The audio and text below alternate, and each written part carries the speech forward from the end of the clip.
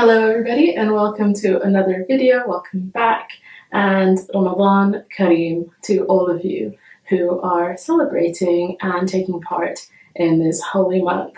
I thought I would do this video for tips and tricks for a healthier Ramadan because I know that we are all guilty at some point or another of overeating, of eating unhealthy food, feeling hungry, feeling cranky, and I don't think any of those things are actually necessary. It's not an easy thing to fast for a whole month, but I actually don't think it's quite as hard as we make it out to be either. We have such a lovely time, we're with our families, we have futur and sahur and all of those kind of things, and you can easily incorporate some healthy life habits to make sure that when you actually fast during Ramadan, you are doing your body good instead of trashing it for a month. So I'm just going to jump straight into my tips and tricks. I've got my little notepad here. So the first one is breaking the fast. I know that a lot of people have a huge feast for their futur and they end up eating quite a lot of food just because it's laid out in front of them. Also because obviously we spend the whole day thinking about food and then your eyes are bigger than your belly. If you actually plan ahead, just like you would with meal prep, just like you would on ordinary days, it's far more likely that you will eat the portion that you actually require. One of the things that I have done for years, way before I adopted a healthy lifestyle, was to ensure that I had soup and salad for my futur, and I would have that when I actually broke my fast with a few dates, and then I would have a more substantial meal about an hour and a half later. It just meant that my stomach had time to digest, had time to actually wake up and know the food was coming. So I just never ever had any digestive issues once I adopted that strategy.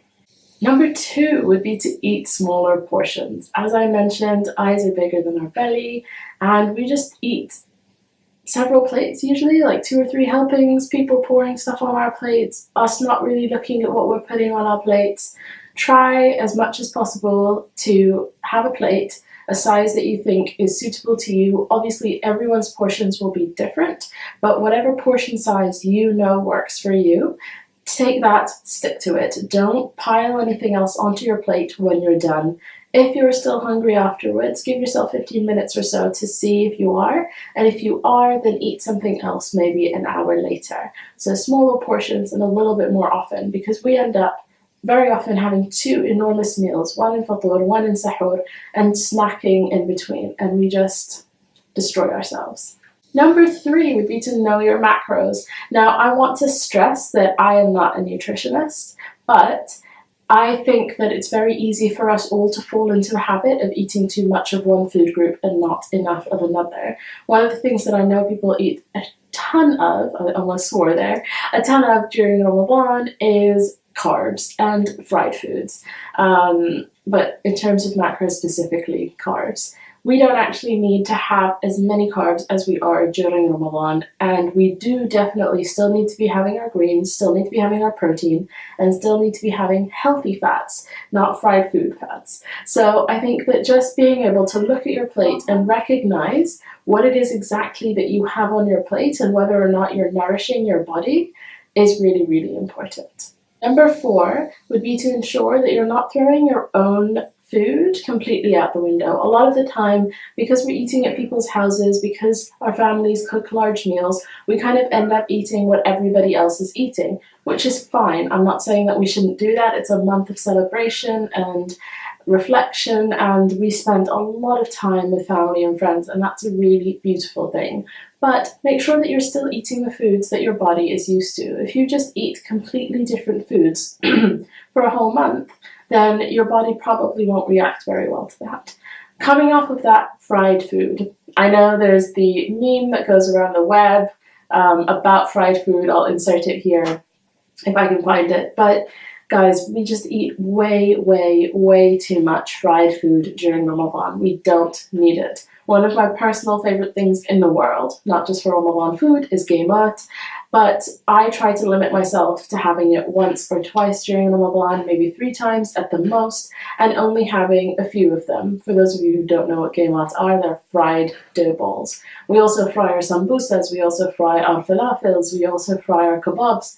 Every single thing that we seem to be eating during Ramadan is fried, and we tend to break our fast with these things. So I would say, please, please, please do not break your fast on something that's deep fried.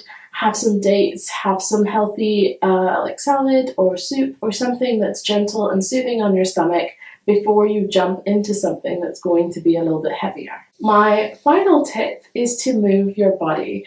I know that pretty much 80% of people I know would just like look at me and roll their eyes if they're told to exercise during Ramadan. Time is really tight, we're working during the day, and then once you break your fast, you've got a million things on for the rest of the night. Between family, friends, things to do, errands to run, so on and so forth.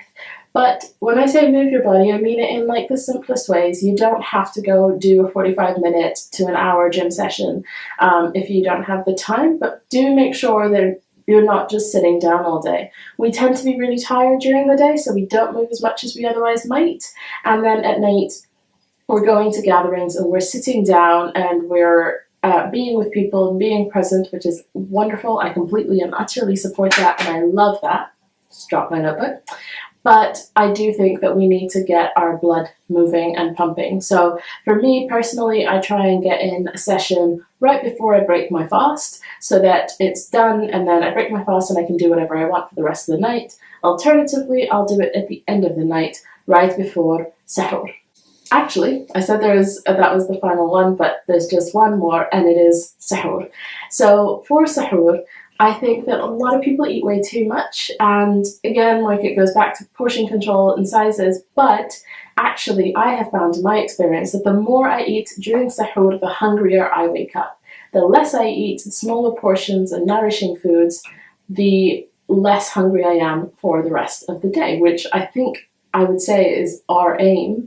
I personally tend to have a few dates with something that includes fats because it'll keep me full longer, and a little bit of kind of like slow releasing carb or something like that. So some of my sahur meals in the past have been sweet potato with eggs, or something like dates with a nut butter, and I drink plenty of water. I'm sure you guys can come up with lots of ideas. I just wanted to share those tips and tricks because we can all have a healthier, better, and happier Ramadan.